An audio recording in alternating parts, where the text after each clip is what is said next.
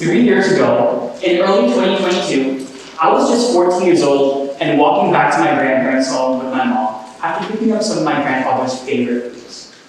Mangoes, milk rice, and string hoppers, just to name a few. The city around us was chaotic. Car horns ripped through the air, while we had crossed through busy intersections where multiple vehicles all seemed to be competing for a singular lane. It was almost like we were playing a real-life game of crossing road.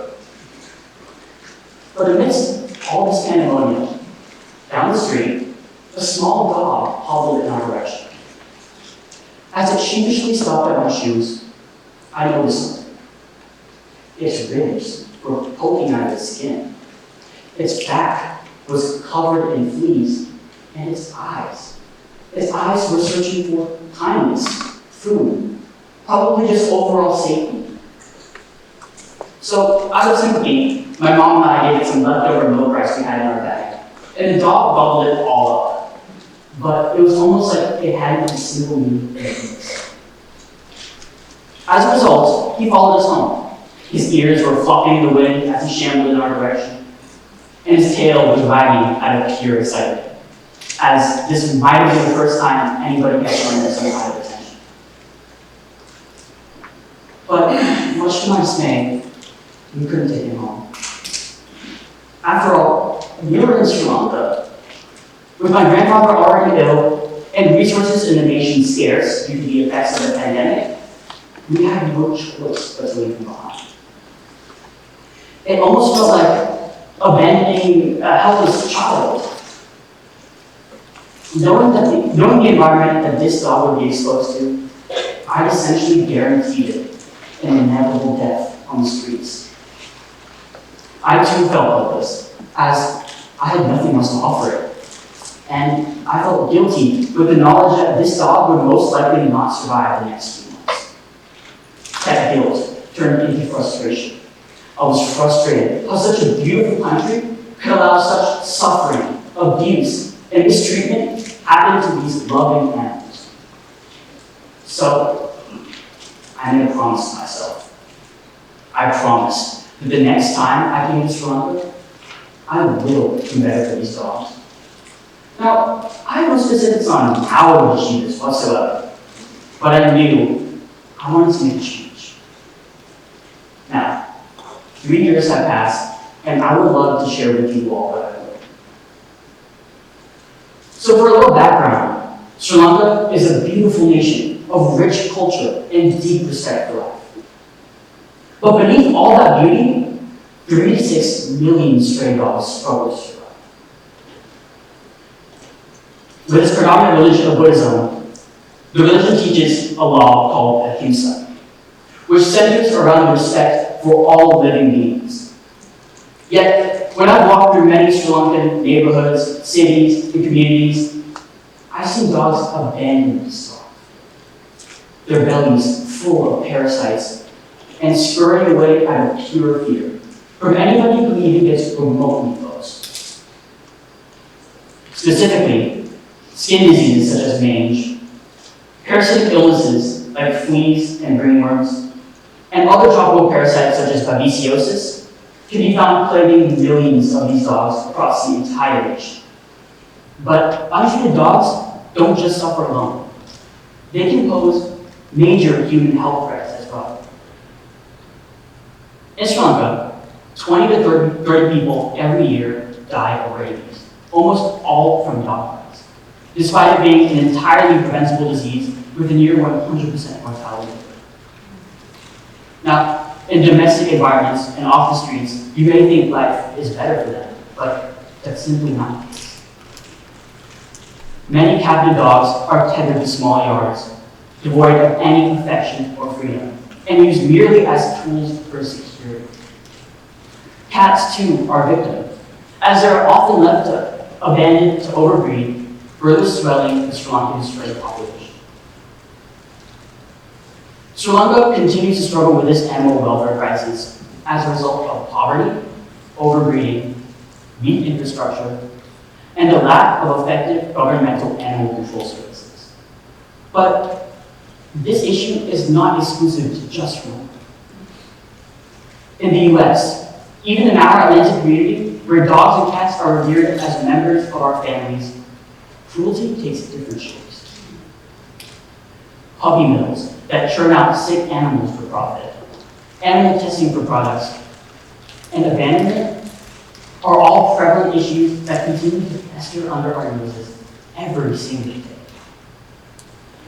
In the US and Sri Lanka, each issue relays a single message: our failure as humanity to uphold responsibility for those voiceless members in our society we claim to adore.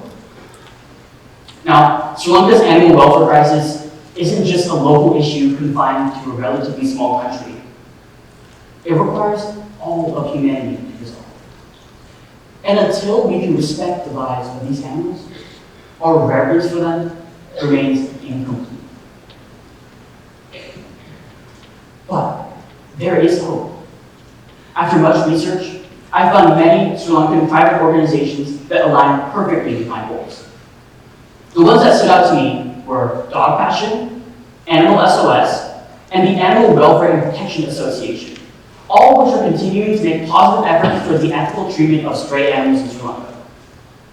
Thousands of these strays, both cats and dogs, are placed into comprehensive rehabilitation and adoption programs.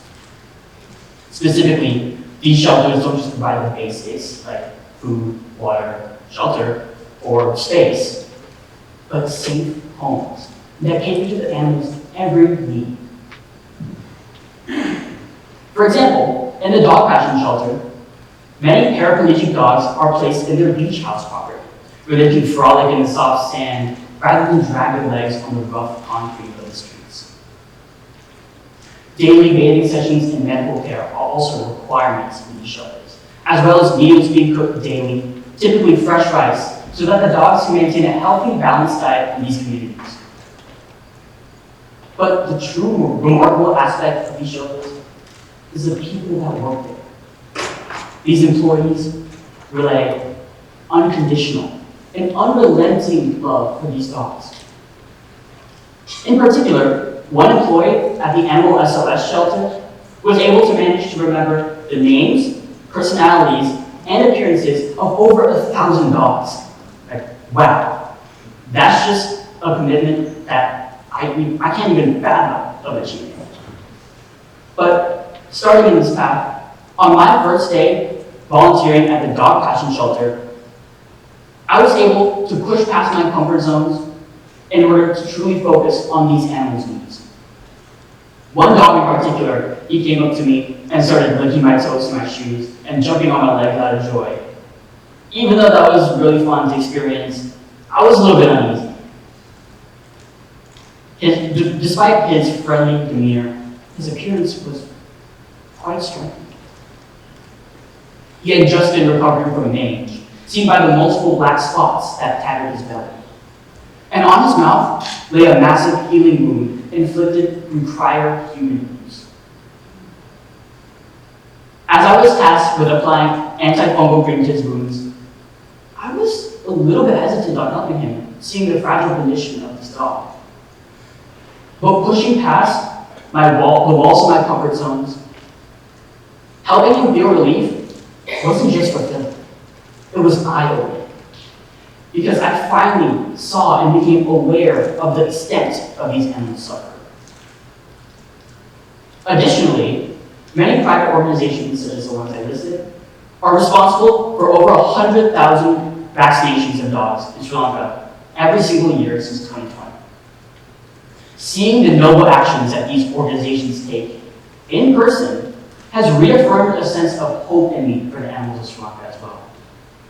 Now, the promotion of animal welfare in this nation isn't just exclusive to animal shelters. It's also being practiced in many schools and communities as well. One IB school I visited is actually teaching the upcoming generation that kindness to animals matters just as much as kindness to people. So, whether we're American, Sri Lankan, or even both like me, we each have a role to play towards the path to kindness.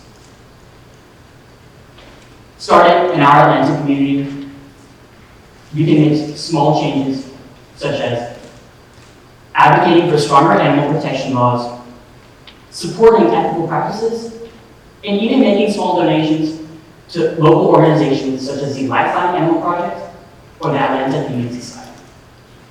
And these aren't just small acts of kindness, but they are greater acts of compassion to do more than just ignore. So I leave you all with this. The way we treat these animals doesn't just help them, it helps us as a unified global community, and the idea of being more open to who we share it with. If you think about it, is it not us as humanity that holds responsibility for the domestication of these animals in the first place? I think it's about time we finally get it right. So, it's not just about feeding a dog's hunger. It's about feeding our souls. Thank you for your attention.